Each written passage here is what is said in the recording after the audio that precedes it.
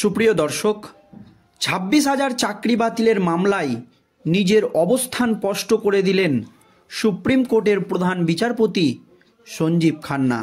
শুধু তাই নয়, তার পাশাপাশি রাজ্য সরকারকে দিলেন একেবারে চরম হুঁশিয়ারি। কি হয়েছে আজ সুপ্রিম কোর্টে দর্শক আপনাদেরকে জানাবো। আপনারা জানেন, লোকসভা নির্বাচন চলাকালীন দুর্নীতির কারণে এই রাজ্যের 25 থেকে 26,000 যোগ্য এবং অযোগ্য শিক্ষক শিক্ষিকার চাকরি বাতিল করে দেন কলকাতা হাইকোর্টের বিচারপতিরা।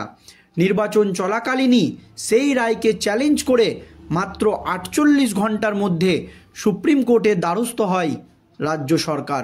তারপর সুপ্রিম কোর্টের প্রধান বিচারপতি DY চন্দ্রচূড়ের নেতৃত্বাধীন ডিভিশন বেঞ্চ কলকাতা হাইকোর্টের সেই রায়ের উপরে স্থগিতাদেশ দিয়ে দেয়। এরপর থেকে এই মামলা শুনানির জন্য সুপ্রিম কোর্টে বারবার উঠেছে, তবে যতবারই উঠেছে ততবারই কিন্তু পিছিয়ে দেওয়া হয়েছে।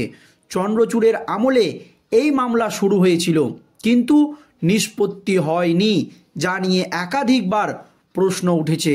আর চন্দ্রচূড়ের অবসরের পর সুপ্রিম কোর্টের নয়া প্রধান বিচারপতি সঞ্জীব খান্না পরিষ্কার জানিয়ে দিয়েছেন যে সমস্ত মামলা দীর্ঘদিন ধরে সুপ্রিম কোর্টে ঝুলে রয়েছে, সেই সমস্ত মামলা কিভাবে দ্রুত নিষ্পত্তি করা যায় সেই নিয়েই তিনি চিন্তা ভাবনা করছেন।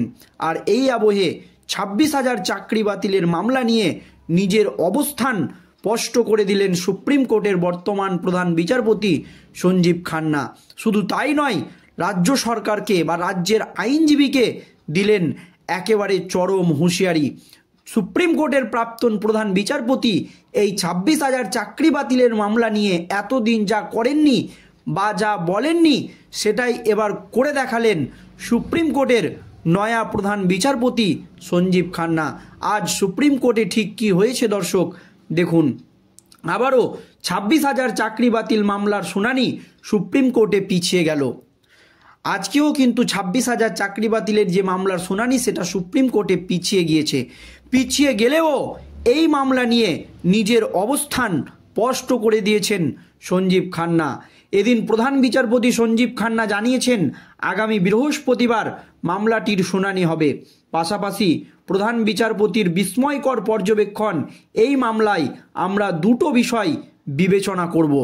অহেতুক বিষয় নিয়ে মামলার জটিলতা বৃদ্ধি করবেন না। যে সমস্ত বিষয় নিয়ে আগে আলোচনা হয়ে গিয়েছে সেই সমস্ত বিষয় কোর্টে তুলবেন না, এমনই হুঁশিয়ারি দিয়েছেন সুপ্রিম কোর্টের নয়া প্রধান বিচারপতি সঞ্জীব খান্না। তিনি আরও বলেন, প্রথমত পুরো নিয়োগ প্রক্রিয়া বাতিল করা হবে নাকি শুধুমাত্র যারা বেআইনিভাবে চাকরি পেয়েছে, যারা সাদা খাতা দিয়ে চাকরি পেয়েছে সেই চাকরি পাওয়া প্রার্থীদের বাছাই করে বাতিল করা হবে। মূলত এই দুইটি বিষয়ে আদালত বিবেচনা করবে। প্রধান বিচারপতি বলেন, অহেতুক একাধিক বিষয় ঢুকিয়ে জটিলতা বৃদ্ধি করবেন না এবং মামলাকে দীর্ঘায়িত করবেন না, বা মামলাটি নিষ্পত্তি হতে যাতে অনেক দেরি হয় এই সমস্ত কাজ করা যাবে না। অত্যন্ত লিমিটেড ইস্যু, এটা অত্যন্ত লিমিটেড, সেই নিয়েই এই মামলার শুনানি হবে। স্বাভাবিকভাবেই প্রার্থীরা হতাশ, মামলার পরবর্তী শুনানির দিকে তাকিয়ে রয়েছেন তারা। ওই নিয়োগ দুর্নীতি নিয়ে তোলপাড় গোটা রাজ্য। দুর্নীতির মামলার তদন্তে নেমে বেশ কিছু ওএমআর সিট উদ্ধার করেছে কেন্দ্রীয় তদন্তকারী সংস্থার CBI আধিকারিকরা। তবে সেই সবের বিশ্বাসযোগ্যতা নিয়ে প্রশ্ন তুলেছেন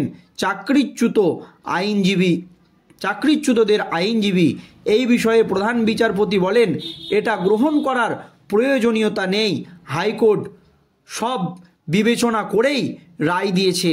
যে সমস্ত চাকরি প্রার্থীদের চাকরি বাতিল হয়ে গিয়েছে সেই সমস্ত বাতিল ওএমআর সিট কেন্দ্রীয় তদন্তকারী সংস্থার CBI আধিকারিকদের হাতে রয়েছে। তবে যাদের ভুয়ো চাকরি, যারা সাদা খাতা দিয়ে চাকরি পেয়েছে, তাদের আইনজীবী দাবি করেছিল আজ যে ওএমআর সিটে প্রবলেম রয়েছে বা CBI-এর বিশ্বাসযোগ্যতা নিয়ে প্রশ্ন রয়েছে। এমনই মন্তব্য করেন এক আইনজীবী। সেখানেই সুপ্রিম কোর্টের প্রধান বিচারপতি সঞ্জীব খান্না পরিষ্কার জানিয়ে দেন যারা সাদা খাতা দিয়ে চাকরি পেয়েছে বা ভুয়াভাবে চাকরি পেয়েছে, এগুলো কিন্তু আগে হাইকোর্টে আগেই পর্যালোচনা বা বিবেচনা হয়ে গিয়েছে। সেহেতু এই সমস্ত কথা তুলে মামলাকে দীর্ঘায়িত করা যাবে না, এইভাবে নিজের অবস্থান স্পষ্ট করে দেন সুপ্রিম কোর্টের প্রধান বিচারপতি সঞ্জীব খান্না। এর পাশাপাশি প্রসঙ্গত চলতি বছর 18 এপ্রিল নিয়োগ দুর্নীতির জেরে এসএসসি মামলার 2016 সালের গোটা প্যানেল বাতিল করে দেয় কলকাতা হাইকোর্টের 2 বিচারপতির ডিভিশন বেঞ্চ। এতে লোকসভা নির্বাচন চলাকালীন প্রবল ধাক্কা খায় রাজ্যের শাসক দল তৃণমূল কংগ্রেস। তার ফলে 25,753 জন যোগ্য এবং অযোগ্য শিক্ষক এবং শিক্ষাকর্মী চাকরি হারান। ওই রায়কে চ্যালেঞ্জ করে 48 ঘন্টার মধ্যে সুপ্রিম কোর্টে যায় রাজ্য মধ্যশিক্ষা পর্ষদ, মামলা দায়ের হয়। বিচারকদের একাংশ ওই মামলায় সামিল হন।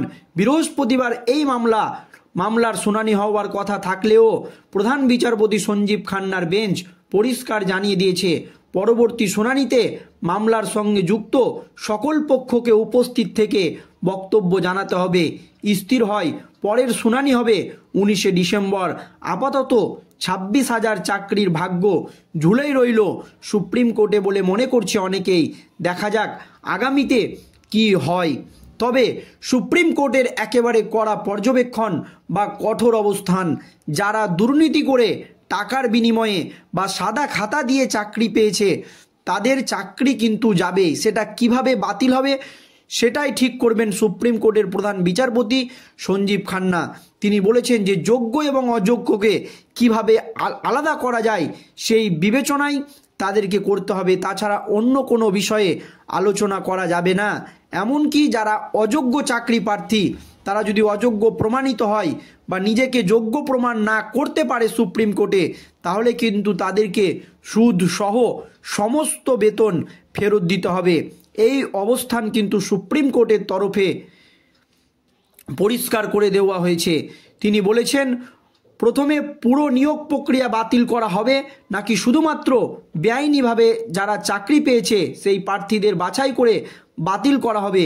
মূলত এই দুইটি বিষয় আদালত ভালোভাবে বিবেচনা করে দেখবে।